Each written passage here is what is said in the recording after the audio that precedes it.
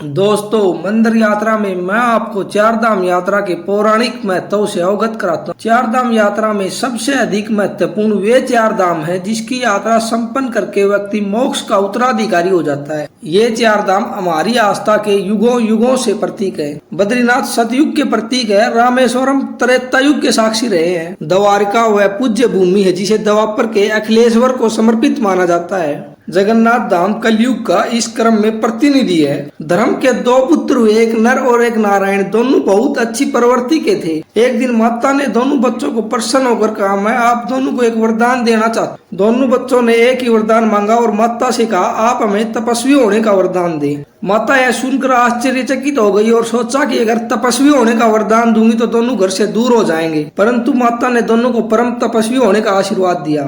अपनी माँ से मनचाहा आशीर्वाद लेकर दोनों भाई नर और नारायण पर्वतों के प्रदेश उत्तराखंड पहुँचे और बद्रीनाथ वह पवित्र भूमि है जहाँ धर्म के दोनों पुत्रों ने युगों युगों तक घोर तपस्या की। आइए अब चलते हैं दूसरे धाम की ओर, यानी कि त्रेता युग का प्रतीक, भगवान की पुण्य लीलाओं का साक्षी रामेश्वरम धाम, जहाँ अत्याचार के विरुद्ध श्री राम ने ऐसा युद्ध घोष किया जिसे आज भी पूरा विश्व दशहरा व दीपावली के उपलक्ष्य में मनाता है। रावण का वध करने के लिए श्री राम ने इस स्थान पर शिवलिंग की स्थापना की थी और भगवान शंकर ने श्री राम को विजय का आशीर्वाद दिया था। तब से आज तक इस शिवलिंग को सत्य का प्रतीक माना जाता है। आइए अब प्रस्थान करते हैं चार धाम यात्रा के तीसरे धाम द्वारिका धाम की ओर। कहते हैं कि श्री कृष्ण के आदेश पर महान वास्तुकला के शिल्पी विश्वकर्मा जी ने द्वारका का निर्माण किया था और इस द्वारका में श्री कृष्ण का मंदिर है। इसे द्वापर का मंदिर भी कहा जाता है।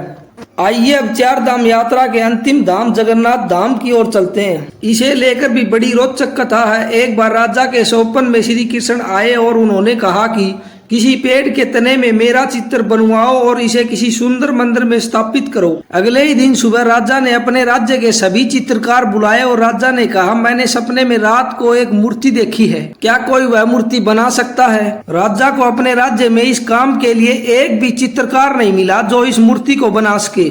एक दिन राजा के दरबार में एक बूढ़ा चित्रकार आया और उसने कहा, मूर्ति मैं बना दूंगा, लेकिन मेरी एक शर्त है, मैं काम एक बंद कक्ष में करूंगा और किसी ने मेरे कक्ष का दरवाजा खोला तो जहाँ पर काम है मैं वहाँ पर काम को रोक दूंगा। राजा ने कहा, शर्त मंजूर है और बूढ़े चित्रकार ने काम शुरू किया। कुछ दिन कक्ष के अंदर से आवाजें आती रही और राजा सोचता काम चल रहा है। एक दिन अचानक से कक्ष के अंदर से आवाजें आनी बंद हो गई। राजा ने सोचा कहीं बूढ़े चित्रकार का स्वास्थ्य तो खराब ना हो गया हो। राजा को बूढ़े चित्रकार की चिंता होने लगी। राजा ने दरवाजा खुलवाया और अंदर जाकर देखा तो चित्रकार गायब और अंदर तीन मूर्तियां थी। वह मूर्तिकार कोई और नहीं, स्वयं कला के देवता भगवान विश्वकर्मा थे। राजा ने उन मूर्तियों को स्वीकार किया और जगन्नाथ मंदिर का निर्माण करवाया और उसमें मूर्तियों को स्थापित किया।